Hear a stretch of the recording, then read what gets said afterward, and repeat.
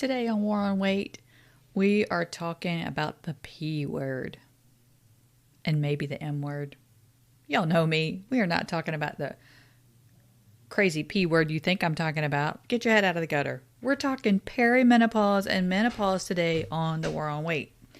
So I've got my friend Kim Rendon with me, and she is the owner and she is a certified coach with Life and Thrive Wellness. She's been a registered dietitian for over 30 years, and she's really just on a mission now to educate women around the world about perimenopause and menopause. She's going to talk to us all about hot flashes and cold flushes and some symptoms and things that happen. We're just going to have a really fun conversation today, and I know that you're going to enjoy this episode as much as I enjoyed having my friend Kim. You know, her and I, we co-authored a book called Becoming an Unstoppable Woman in Health and Wellness, and just such a joy to be able to collaborate with all the other authors and bring so many of them on the show to meet you, and that you can learn about what they do and bring you some free resources from them. But Kim's chapter in the book is called Become an Ageless Goddess. Very first line in her chapter is, close your eyes and take a few deep breaths. I want you to look into the future of the 90-year-old version of yourself. How does that 90-year-old feel about the life you have lived? Is it the way you had wanted to live? Isn't that so cool? Like you'll hear me talk a lot about, what does your future self look like? Make decisions for your future self. Like, what does she look back at yourself 10 years ago? Would she be proud of you now? We've had all those conversations, but I loved it when I read Kim's chapter and it started out with, envision your 90-year-old self. As we go into striving for optimal health, that's what we want. We want to be that amazing 90-year-old woman. Hey sister, welcome to the War on Weight. Do you want to find some motivation to finally lose your extra pounds? Do you want to feel great in your favorite pair of jeans? Do you want some weight loss that's actually sustainable? Have you given up that any program will ever work for you? Well, I'm Keitha and I'm your new best friend. I've spent a lifetime on the losing side of the battle. I felt frustrated, exhausted, self-conscious, and despite any success I had in life, I felt like a failure. But I finally won the war. How did I do it, you ask? I discovered how to implement simple, healthy habits, how to completely revamp my mindset, and embrace some things that were causing me to turn to food over and over again. Lastly, I discovered how to make nutrition really super simple. And after just a few short months of fueling my body properly, I dropped more than 50 pounds, and I'm maintaining it by practicing all the healthy habits you're going to learn on this podcast. So if you're tired of feeling like a prisoner in your own body, you're buying clothes to hide your body, not celebrate it, you're done having your weight affect all your relationships with others and, more importantly, with yourself. You no longer want to eat your feelings and then beat yourself up about it, then this is the podcast for you. Let's armor up, sister, and fight this war on weight together. All right, ladies, I promised you the conversation around the P word. And my friend Kim is here, and she's going to tell us all about the P word followed by the M word. And she's going to do it in such a fun, quick way. We're all going to kind of leave here very well educated about ourselves and kind of what to expect. So, Kim, welcome to the War on Weight. My little podcast. Tell my listeners a little bit about yourself. Well, I'm Kim and I live in frozen Michigan right now. I am a health coach. I have been a dietitian for 30 years, but have been doing my health coach business for 2 years now.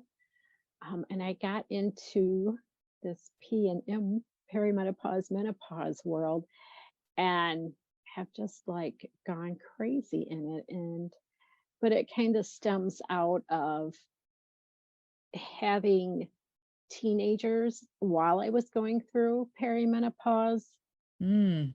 and the things that I didn't realize were actually a part of hormones versus a part of having teenage boys are one thing, but adding the puberty and the perimenopause together was quite the experience. I bet y'all were a bunch. Oh yeah. Oh, there was days I'd be like, you go to your room, you go to your room, and we'll come out later on. But I had an ablation done in my early 40s.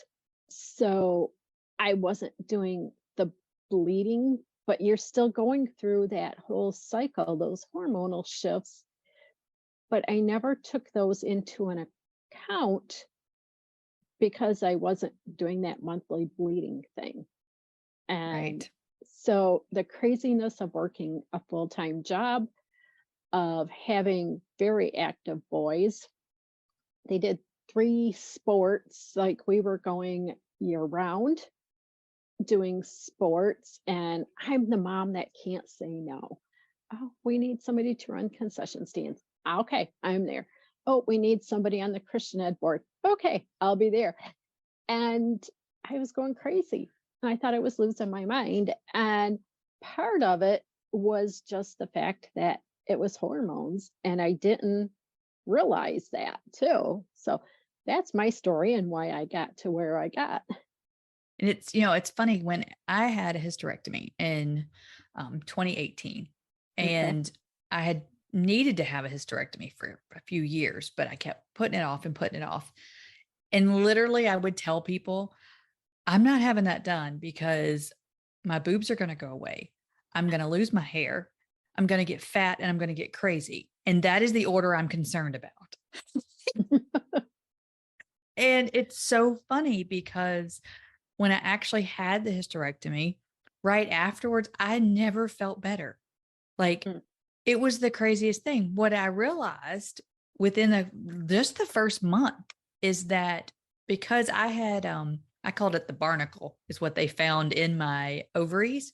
So mm, basically, all of my problems, I was not having normal hormones for a long time. right. And so it was once I actually had the hysterectomy and went on the patch, which is I'm on a very, very low dose.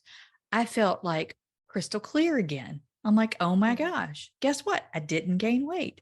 I didn't lose my hair. Actually, my hair got thicker. Like it was so interesting to see. I probably had been in perimenopause for many years during all Right. of that. Like they didn't consider it that. But really, like what you're saying is when your hormones are off, we have the symptoms. And so I had them. And so when I have people say, oh, I'm in menopause, so I'm going to, I'm gaining weight, or I can't lose weight because I'm in menopause or perimenopause. I have to call the BS card on it because Yeah.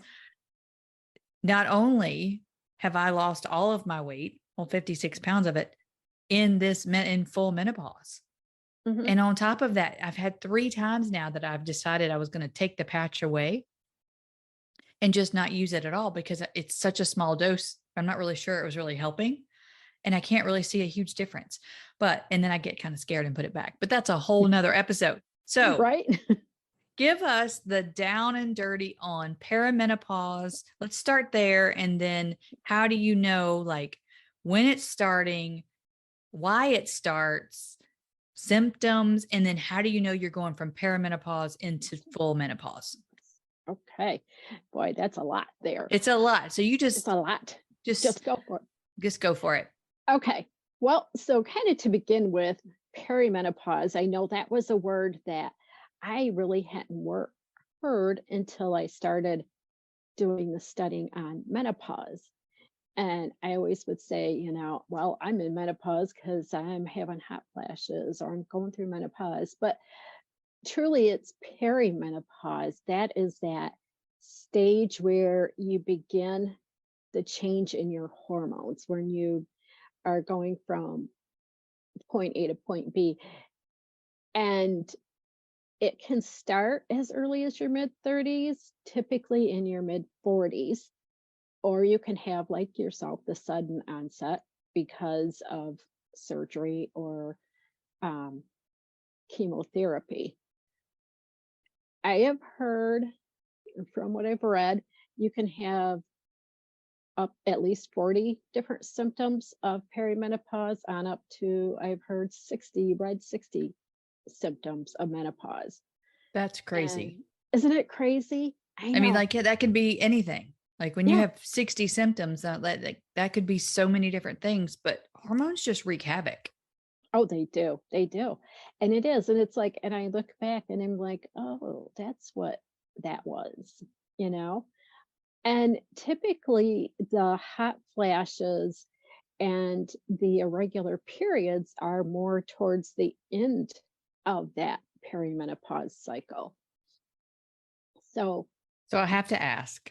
yes. So the going to bed freezing and then waking up an hour later on fire, Mhm. is that a hot flash? That's a hot flash. Yes. So after I had my hysterectomy, I was cold all the time. Mhm. And so I looked it up, and apparently this cold flush is a thing. Yes. Yep. And so I was cold just all the time. I'm like, where are these hot flashes I was so worried about? So I've never had a hot flash where I'm pouring with sweat. Okay. Like, I've seen those in action. Those are crazy. I've never had that, but I just get hot. But Mhm. I'm more cold, like ice cold, and then a little warm and just a little uncomfortable. So that is still considered a hot flash. Yeah, because you can have hot flashes, you can have the cold flashes. Um, yeah, my hot flashes, I just feel like a fire starts from the inside and but I don't get those sweaty hot flashes. Mm. Um, at night, I can wake up being really hot and just throwing covers off.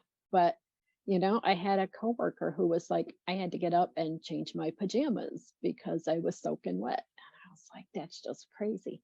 Yeah, But I have a lot of friends who that is I mean, literally, like, they just soak their clothes. mhm, I'm like, wow. Like, yeah, yeah, like, do you need a higher dose of something? But it's yeah. because that's hard to deal with. All right, I didn't mean to Mhm. interrupt, but I just wanted to No, no, ask to no, clarify no. if these warm flushes qualify as a hot flash.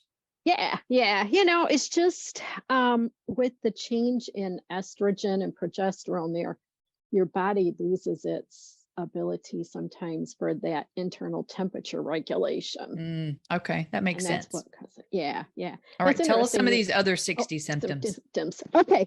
Um, of course, brain fog, um, digestive issues, heartburn, bloating, gas, constipation, diarrhea, arthritis flare ups, chronic diseases getting worse. Oh, so many to even, just tiny things. And of course, you want to make sure that you're always following up with your doctor because I could be saying this stuff, like heart palpitations. I remember getting those. Like you just feel that flutter when I'm thinking, oh Lord, am I having a heart attack? Um, Truth so moment, truth moment. That's how I yeah. know I need to change my patch. Oh, yep. That's terrible, isn't it? That I'm like, oh, that's kind of a weird feeling. Oh, did I change my patch recently? Like, there's certain things that I'm like, oh. Or if I start like crying at like the Tide commercials, then I'm like, oh, I didn't change my patch. I better go do Oops, that. time to Yeah. do that. Yeah, Yeah. yeah, But yeah, yeah. the heart palpitations are there, and it's just this weird little flutter. Hmm. Yeah. hmm And Yeah, yeah. it's subtle, but I have heard friends say that sometimes they're not so subtle. Yeah, I would almost feel like I needed to catch my breath real, and then Yeah. I would like, okay, we're fine again. Just Right. No heart attack. I'm good. I'm good. Yeah, yeah. So, I mean, those are some of the things, but yeah, definitely always follow up with your doctor too when you're Yeah. experiencing some of those things because I don't want to tell you you're having perimenopause and then Able to have a doctor that you can really talk to. yes, yeah. Right. So let's go on. Tell us a little bit more about so we know that there's some symptoms, the Mhm. pretty generic ones that we all hear about. Tell me one symptom that you find that like most people don't recognize. Can you think of anything that people think, oh, that's not menopause or perimenopause? Is there Mm, anything that you hear your clients tell you that's just odd? Probably like the digestive stuff, Mm, you know. yeah. You know, I know I just remember those days where I just feel so bloated. What Yeah. is going on? Our lovely bodies as we age, I would just be like, just aging type of a thing, or what's going on with what did I eat today type of a thing. But Yeah, yeah. absolutely. And, a lot of my clients, I work with mainly women. Mhm, it seems like the only men clients that I have are actually the spouses of my women clients. And Oh, and it's a lot of what I hear is this, the bloating. hmm And of course you always tend to attract people, closer to your age because they want to coach like yourself. They right. want somebody who's been through what they're going through or at least have some same life experiences. And so a lot of my clients are in this same age bracket. And I do hear a lot of the bloating, a lot of the hmm arthritis, a lot of the, just your hands hurt, your feet hurt, bloated, your face feels swollen, hormones, all those things. hmm Alrighty. So now what age? You tell me, you said usually around mid 40s is when most Yeah. women start. When do most women go into full menopause? Well, the average age is around 51, 52 years of age. And menopause is being exactly 12 months from your last period. Okay. So That's good to know. it's that one moment in time is menopause. You've gone that 12 months. 12 After months. that, 12 Yeah, 51 or 52 seems early. that's kind of the average. Yeah, that sounds kind of early, but I Yeah, didn't realize that was the average. I was thinking the average one might be a little bit older than that, but older. that's I that's know. good. That's good to know. It's maybe Yeah, because as we get older that we feel younger and we, I'm like we're I'm not, 21. I'm 21. My yeah. body may be turning 56 next month, but I'm 21. I'm gonna turn what year is it? 23. I'll be turning 53. I had to think about it for a second. Brain fog. I have to, so I turned 53 and I still don't realize 53 doesn't feel old at all. So No, it doesn't. so I'm like, oh, hmm, maybe that's why we always think when we get to these ages that it's not as old as it seems. Right. So that's what I Right. loved about your book and your chapter when you wrote about your 90-year-old self. I have hmm every intention of being Yes. that fantastic lady from the Titanic, the spunky little lady in her Yes. 90s on the out on a cruise. That's going to be me. So, Yes. anyway, so now we kind of know what perimenopause is and what menopause is. Now tell our listeners what can they do about it to ease the symptoms and to gently and gracefully take us through it without injuring anyone or going to jail. Take hormones. Um, Right. um, Lots of them. yeah, yeah. And I'm going to go off on a little bit here. Like when we Sure. talk about hormones, um, hopefully finding the right practitioner for the right hormones too, because a lot of times they're just going to give you birth control pills, which are Oh, synthetic hormones. And our bodies don't know. Well, they're not necessarily good, but and we not me per se, but a lot of women are on birth control pills for how long? Like ages. And when you go off, your body doesn't even know how to regulate itself on its own anymore. hmm, And so working on finding bioidentical hormones. So hormones that are going to match our type that aren't synthetic. So okay. So, like my patch is synthetic. could be, I'm not sure. It's an estradiol or something Uh, like that. Is it estradiol? Uh huh. Okay, I think estradiol is a bioidentical. Oh, okay. Good. I'm going to Yeah, look this up. See, I've learned something. yeah, All right. Good. yeah, yeah. All Um, right. okay, so back onto my not tangent. Um, so what do you want to do? Eating healthy, finding those right foods, because foods that we think are healthy may not be healthy for us. Mhm. So, finding the right foods, getting rid of the processed foods and the sugar, those are like huge. And sugar actually intensifies hot flashes. Mhm. I would So, agree mhm, 100%. yes, yes. Um, Getting fats in your diet. And I know you go, you want me to eat fat? And that was a hard thing for me when I really started doing things, was like, okay, as a dietitian, I was taught to tell you to take fats out, like get rid of the fats, the American Heart Association diet, but we need the fats. We need We healthy need, fats. we need healthy fats. We need healthy Exactly. fats. We don't need the quarter pounders Right. fats. Right. We don't Yeah, we need the, need the avocado fats. yep, not the canola, not the vegetable, not the corn oils, but Right. yeah, the The good avocado, the healthy, yeah, coconut. the Yeah. good Yeah. healthy fats. Yeah. Yeah.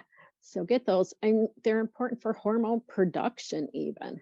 Hmm. Um, Absolutely. It yeah. helps. I know that I've read a lot about the healthy fats, how it really regulates your cycles, and Mhm. they do play a big part.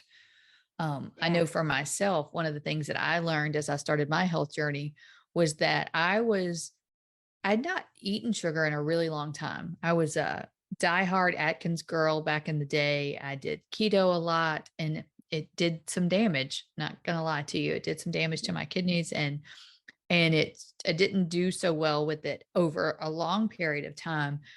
But during that time is when I switched over to artificial sweeteners, and Mm. I realized that I was the girl getting fat on Diet Coke because I had so many artificial sweeteners in my system that my body then started treating it just like regular sugar. And so Yeah. that's why I should have just been having regular sugar. My body may be able to process it better. But that's definitely one of the things that I've done over the past 2 years is try to eliminate a lot of artificial sweeteners, not Mhm. just sugar. And so I try to lean towards those natural sweeteners. Yeah. And it is amazing the difference, like, and Mhm. how you feel Oh, yeah. overall. Yeah. I mean, Yeah. white sugar's bad, but fake sugar's just as bad in some cases. And I think Well, everything in moderation. oh, yeah. Yeah. Yeah. And I do know when I snuck in some sugar, I mean, I try to really not eat any added sugars. But sometimes if I get like too much fruit and get too much of that, even natural sugar too, you can tell the Absolutely. difference. In the program that I coach for, when you're in weight loss phase, Mhm. you don't have fruit. And people are Right. like, oh, it's so healthy. It's no, no, no, no, no. You're eating 4 bananas, 3 oranges, 6 cups of grapes, and you're calling that healthy. Healthy. That's a lot of I'm calling that diabetes. And people right? have a really hard time understanding that it's too much. So Mhm. once we get out of weight loss and we go into transition, as we add back, that fruit category, it's then, okay, now this is what a fruit serving size looks like. And you should have 2 of these a day. Yep. And Yep. it's a very different, it's not 4 bananas. I mean, Yep. I've had clients that I've talked to, or potential clients I've talked to, are like, well, I have, coffee and a banana for breakfast, and I have a sandwich and a banana for lunch. And I'm like, and yeah, and it's like, oh, and then sometimes I put blueberries and bananas and strawberries on my yogurt after dinner. All that sounds like it would be healthy, but Yeah. it's too much. It's too much sugar. It's just way too much sugar. So Yeah. anyway, Yeah. so eliminate sugar, So, healthy elim- fats. get rid of alcohol and spicy. Well, not don't get rid of the spicy food. Sometimes y'all got to have that. But I mean, some of those are triggers for hot flashes too. Hmm. So Yep. getting rid of those, drinking your water, lots and lots of water. That Yep. will help with body temperature regulation, even getting that. Yep. It's And and you don't have to waterlog. Like, people think, oh, I got to drink a gallon of water a day. You don't have to drink a gallon of water a day, but you'd be really surprised how many days you don't drink 64. right, Just right, if you could consistently get 64 ounces of water every single day, yeah, you're so much healthier. right, But yeah. then there's people think, oh, I have to drink a half a gallon, or I got to drink a gallon of water a day to lose weight or feel better. So then they don't drink any at all. At least drink And some. just drink a little bit. Like, all Yeah. right, what's next? What's next? So then there's some lifestyle modifications, being active, y- you know, and when I say active, I call it like joyful movement. Like, let's do something that feels good. And Mhm. sometimes I have a playlist that I'll just turn on and get in the living room and just dance. Absolutely. Dancing And changes your brain yeah, completely. yeah. It does something to you, just completely like it just gets rid of the negative energy. It gets your body moving. I think it releases some happy hormones at the same Mhm. time. Yeah, yeah. So do what feels good. Just be moving. And then sometimes, I don't know, I call it the mental shit that lives in my head. Yep. Getting rid of that stuff, getting it out in whatever way, meditation, journaling, prayer, whatever way, you know. I love to do cranial sacrals. Those help move negative energy, breath work. Um, there was something else I was thinking. I think I'm gonna this Friday night, I think I'm gonna do my first breath work class. I'm super Ooh, excited. Yeah, I've never yeah. tried it before.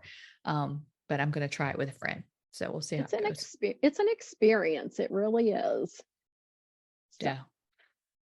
yeah, it was funny Alrighty. when I did it the first time. They were like, you may cry, and I'm like, and I don't know. All of a sudden, there were tears, and I'm Tears. like, Really?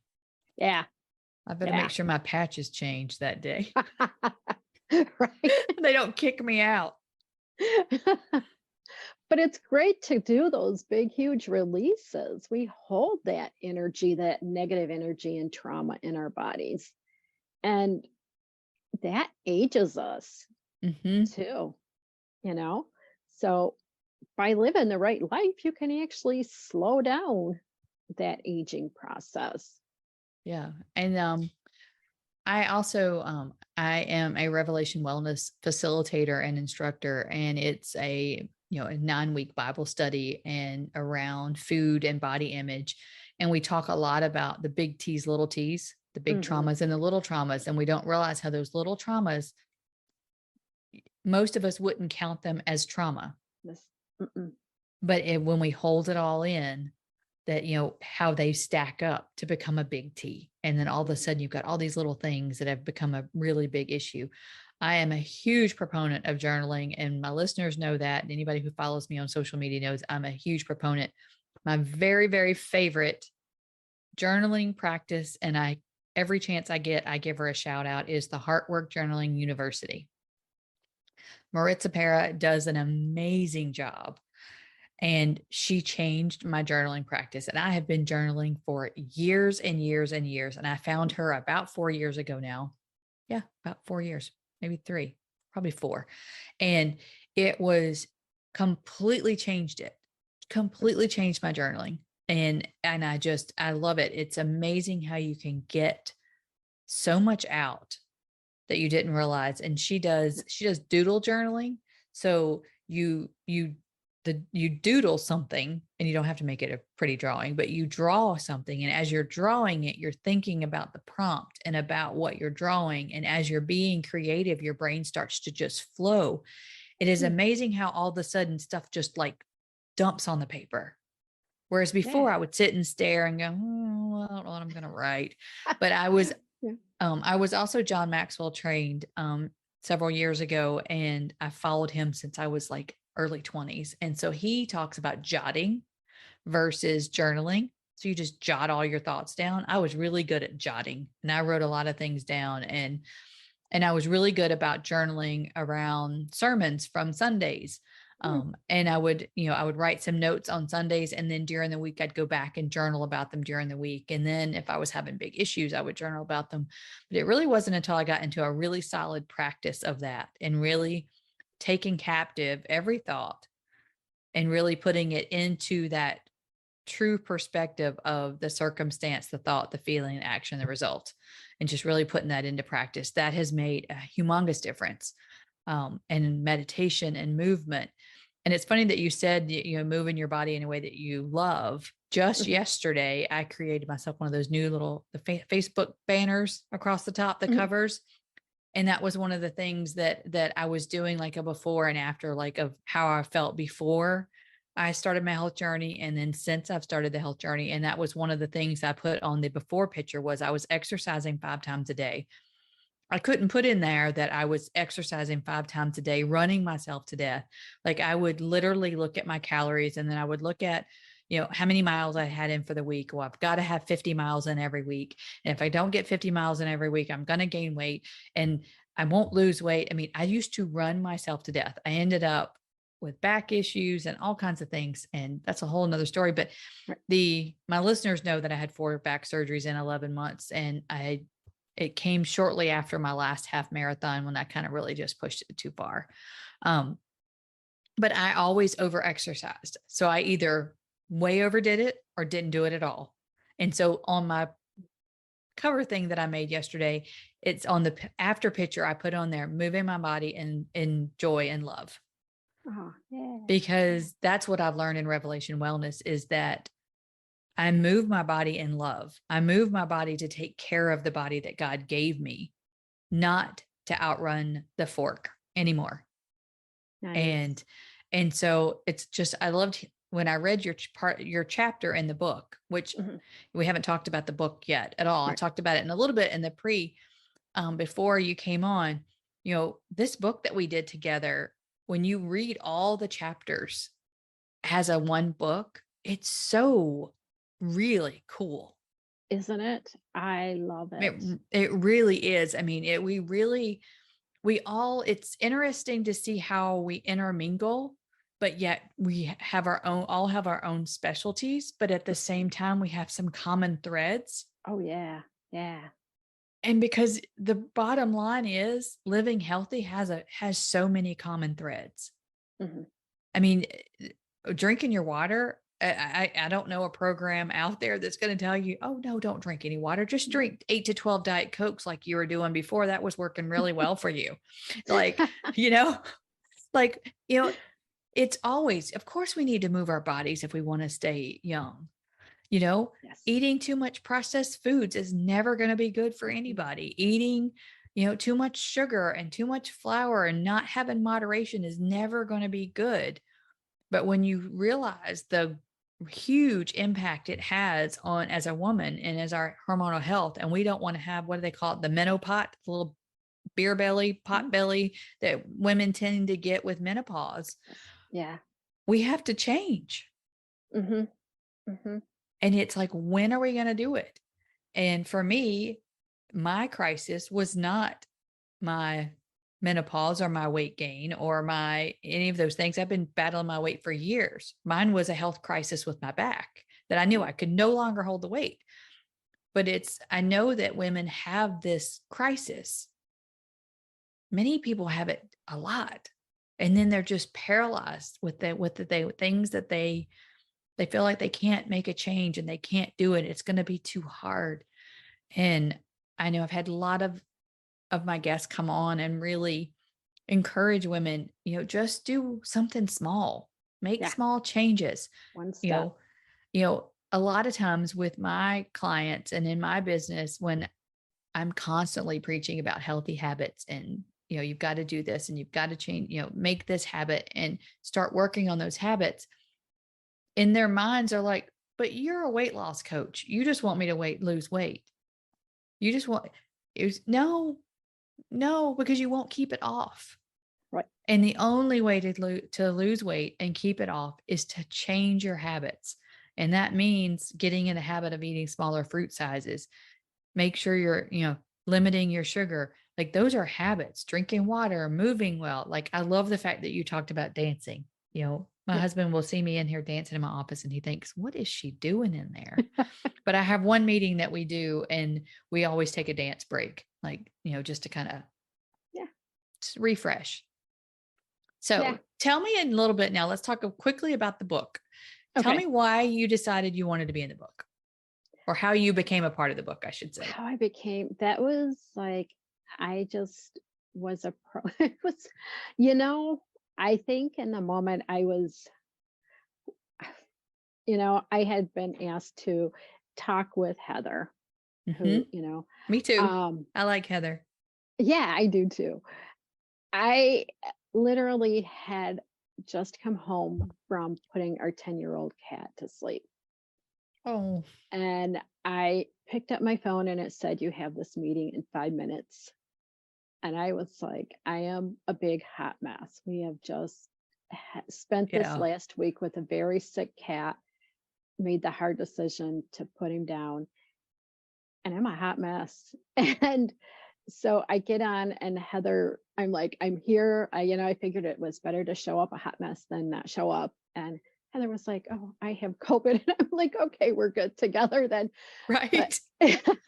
she was telling me about this, and I was just like, I don't know, in this other world, anyways. But so I think I was in that moment of like, whatever happened. But I just, I mean, that is such my mission, is to get out there and talk about menopause, perimenopause, because, and like I say in the book, erectile dysfunction is talked about way more than menopause is talked about. And women do, Absolutely. yeah, it's on TV, you I could know? really take this and like I said, earlier on, we were going to talk about the P word and we had the down and dirty of menopause. But let me just tell you, I get on a soapbox and I'm going to do it right now. It's going to be the You first go. time I've done it on this podcast since I started it, but I'm going to get on the soapbox because it's all about body image and body shame and what women go through. Mhm. And I have said it many times to many people. If they put naked men on TV and on billboards and turn them into the images that they turn women into and expect us to live up to it, that stuff would have stopped a long time ago. Oh, yeah. There is Yeah. there's no way that men, they have no idea what women go through trying to keep up with the fake that's on Yeah. TV or the fake that's in the movies. Our sons are learning that this is what sex is supposed to be like. Our daughters are learning this is how I'm supposed to act with a boy. We've learned it growing up as it's changed and evolved. When I watch what's on TV now, Mhm. I'm pretty hit. But I'm telling you, I just get like, I have to fast forward. Like, I get so upset over it because but you're right. Every other Mhm. commercial is about erectile dysfunction, Yeah. but nobody's talking about what women are going through while their guys are out getting Viagra to Yeah. continue on with this whatever that's And we don't crazy. have any libido anymore. So, Right. I mean, I always say God has such a sense of humor, you know, right? because when we don't know any better, men are like all the rage. And I'm making this PG as possible. But when we get all the rage, they got to get the pill.